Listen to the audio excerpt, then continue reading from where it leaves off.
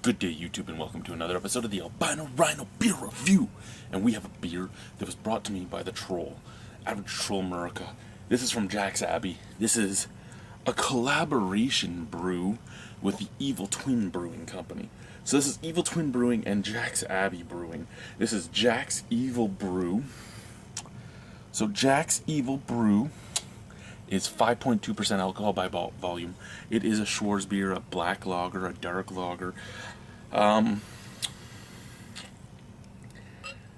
Is it better than my favorite as of right now?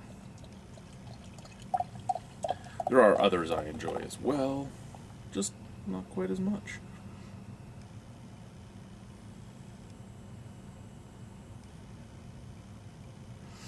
Alrighty. Let me just itch my nose a little bit like that. Okay, so visual appeal is pretty damn nice. It is not black, though. I believe you can see that on the camera. It is a very deep amber, almost brown, a mahogany brown, I'd say. Yeah. Not as dark as I would like, but the head is beautiful. The head adds to the visual appeal so much on this beer. That is a beautiful, beautiful frothy head too. Very small bubbles, very, very pillowy looking a tan head, a beautiful tan head on top of a beautiful deep amber hued beer. Ooh. Okay, now this paradigm is only because of what I said at work today, because it actually reminds me a lot of what I had at work today. Out of the cup, out of the glass, you're getting a nice sweet chocolatey note, a nice sweet malty note, a roasty note, and lots of coffee. Out of the bottle, you're getting old, dirty man breath, and I should say old man dirty breath. You know, that just stale coffee and cigarette and everything else when your grandfather comes up, and your grandfather's a close talker. He's talking to you all up in here, and you just get that just nasty smell of old coffee.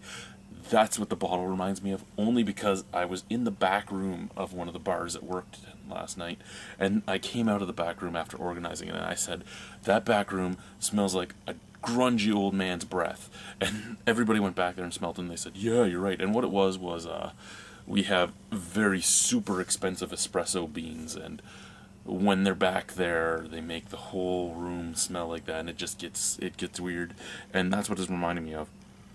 So, I mean, you're getting that mixture of chocolate and really high-end coffee and all that, but the way it's mixing together is just reminding me of the old man talking really close to you with the really bad old, like he's drank coffee for 45 years and it's all on his teeth and gums and all. Yeah, that's what it's reminding me of. So if I'm going to smell this, I'm going to smell it out of the glass, because I like the smell out of the glass. This is the problem with paradigms. This is the problem with taking something and making it into a sense memory. That smell, which usually would have been a good smell up until tonight, I enjoyed that smell, but after smelling the smell of that back room, which was reminiscent of this smell now reminds me of that back room. Fuck your mind and the fact that smells can become a memory. Cheers, guys. Let's try the beer.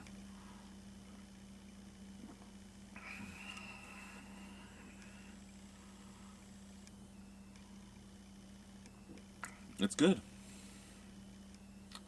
Oh, it is good.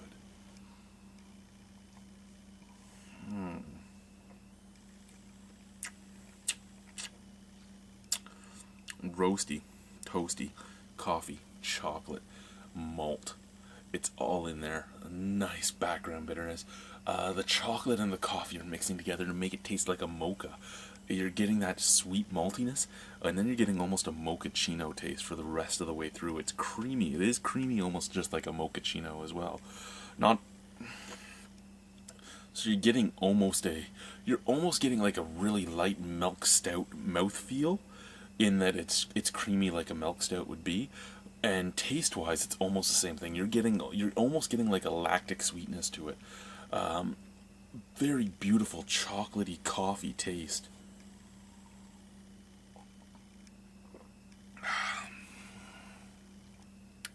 And it's so wonderful because of the fact that it is so tasty, yet at the same time it's so light and so easily drinkable.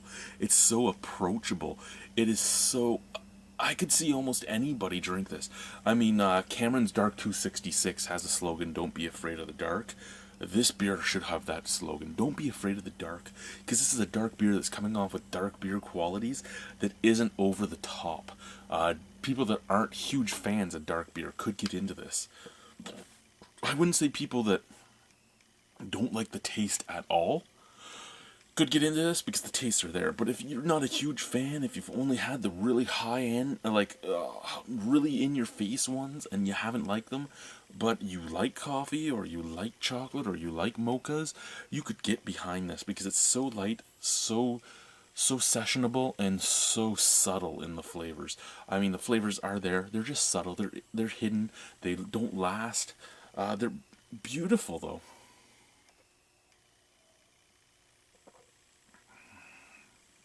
Nice roasty forefront, nice malty forefront, and then you just get the mocha the rest of the way through. You're getting a nice chocolate sweetness. You're getting a nice coffee bitterness. The coffee bitterness is what wins in the end. I mean, you take your sip, right, and you get roasty malty. Then you get chocolate and coffee going side by side, and then at the end, they're kind of going up and down. You know, the chocolate's taking over, the coffee's taking over, and then bang, the coffee's there for the rest of the way through. And then the coffee's gone too. It's just a beautiful, beautiful beer. It drinks so nicely. Oh, man. And I said I wanted to add mark. So the Rhino mark is an 8.75 out of 10. I love this beer. I just can't give it a 9 because I don't think I would buy it every chance I get. I don't remember. I got gas, but I just can't release it. So 8.75 out of 10 from myself. As a stylistic beer, probably a 9.25. This is a great Schwarz beer.